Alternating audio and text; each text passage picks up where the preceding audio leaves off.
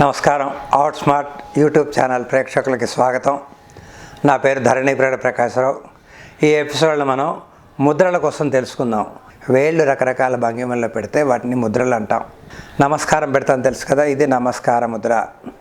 అలాగే బొటన చూపుడు వేళ్ళు కలిపి ఉంచి మిగిలిన వేళ్ళు తిన్నగా ఉంచి అరచేతుల పైన పెట్టి చేతులు మోకాళ్ళ మీ దగ్గర ఉంచితే ఇది జ్ఞాన ముద్ర. ఇవి రకరకాలుగా ముద్రలు ఉంటాయి. ఆరోగ్యాన్ని బాగు చేయడానికి కానీ, పూజలు చేయడానికి, మంత్రాల్లోని, యంత్రాల్లోని, తంత్రాల్లోని కాకుండా నవగ్రహ పూజలు చేయడానికి, నాట్యంలోని ఈ విధంగా రకరకాల ముద్రలు ఉంటాయి.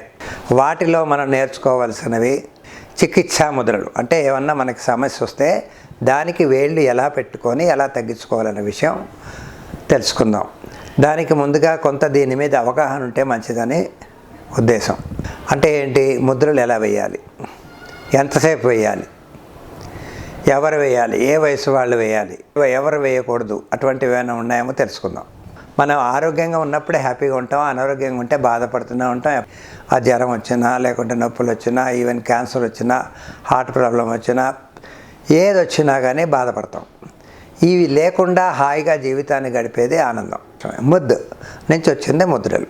ద్ర అంటే సంతోషము, ముద్దు అంటే ముదం. సంతోషాన్ని గ్రహించడమే ముద్ర.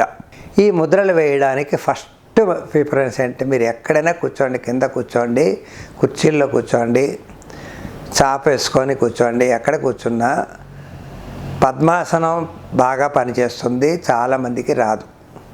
రాకపోతే అర్ధ పద్మాసనం అని వేసుకోవచ్చు. అది కూడా రాని వాళ్ళు సుఖాసనంలో అంటే కాళ్ళు మడుచుకొని కూర్చోవచ్చు.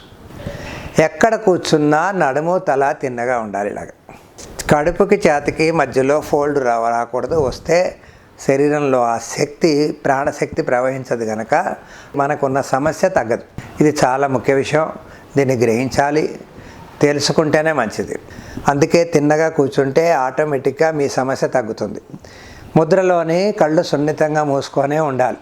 ధ్యాస శ్వాస మీద ఉండాలి. లేకపోతే వేళ్ళు ఎలా పెడతారు, రకరకాల భంగిమల్లో వేళ్ల కొనలు కలపడం చేస్తూ ఉంటారు. లేకపోతే వేళ్ళు వంచడం, లేకపోతే వేలు తిన్నగా పెట్టడం, ఏదో చేస్తారు. చేసినప్పుడు వేళ్లలో రక్త ప్రసరణని గ్రహించాలి. ఇది చాలా ముఖ్యం. అప్పుడే శరీరంలో రక్తం ప్రవహించడం తెలుస్తుంది. ఆ రక్తంతో పాటు ఒక రకమైన శక్తి వెళ్తుంది. దాన్ని ఏమంటారు, ప్రాణశక్తి. ఇంగ్లీష్లో ఏమంటారు దాన్ని, వైటల్ ఎనర్జీ. మనకి ఎక్కడ సమస్య ఉన్నా అక్కడికి శక్తి వెళ్ళి ఆ సమస్యను నెమ్మదిగా తగ్గిస్తుంది. ఇవి మందులు కావు. వీటి వలన ఎవరికి సైడ్ ఎఫెక్ట్ రాదు. ఎందుకు నమస్కార ముద్ర పెడితే సైడ్ ఎఫెక్ట్ వస్తుందా? రాదు. అలాగే జ్ఞాన ముద్ర పెడితే ఏ వేళ్ళు ఎలా పెట్టినా సైడ్ ఎఫెక్ట్ రాదు.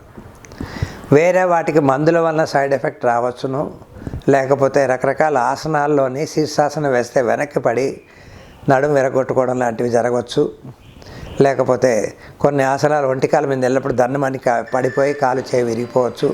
అటువంటప్పుడు ముద్రలన్నీ మనం చాలా జాగ్రత్తగా సున్నితంగా అబ్జర్వ్ చేస్తే, చేసిన తర్వాత కళ్ళు మూసుకొని ఆ ముద్రలోని 30 నిమిషాలు కూర్చోవాలి. ఏ ముద్ర వేసినా, మీరు ఏ ప్రాబ్లంకైనా దానికి సమస్యల ముద్రలు ఉన్నాయి. సాధన చేసి చూడండి, చాలా మంచి ఫలితాలు వస్తాయి. దీంట్లో ఫలితం రానంత మాటే లేదు. మీరు కూడా ఏ సమస్య ఉన్నా సాధన చేయండి. ముద్రల్లోనే చేతులతో చేసే ముద్రలే చాలా ముఖ్యం. ఎవరైనా చేయవచ్చు. దీని గురుముఖత అవసరం లేదు.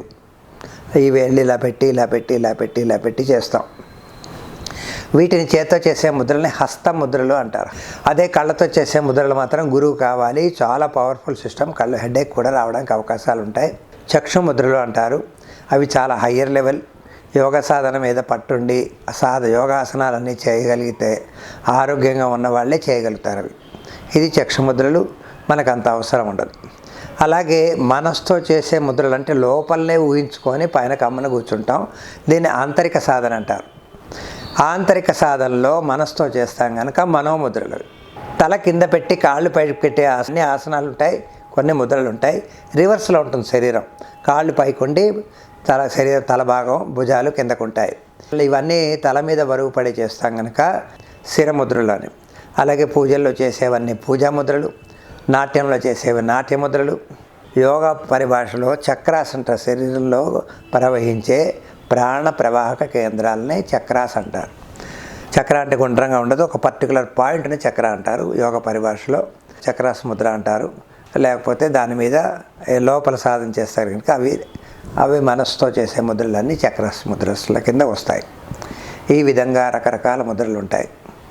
ఏదైనా సపోర్ట్ తీసుకొని చేస్తే ఆధార ముద్రలు. ఇది ఇందులో ఉన్న గొప్పతనం. ఇక్కడ దాకా అర్థమైంది అనుకుంటాను. నెక్స్ట్ ఎపిసోడ్లో ఏ ప్రాబ్లం ఉంటే ఏం చేయాలని తెలుసుకుందరు, కానీ ఇటువంటి సాధన చేస్తారని సంకల్పం చేసుకుంటూ ముగిస్తున్నాను.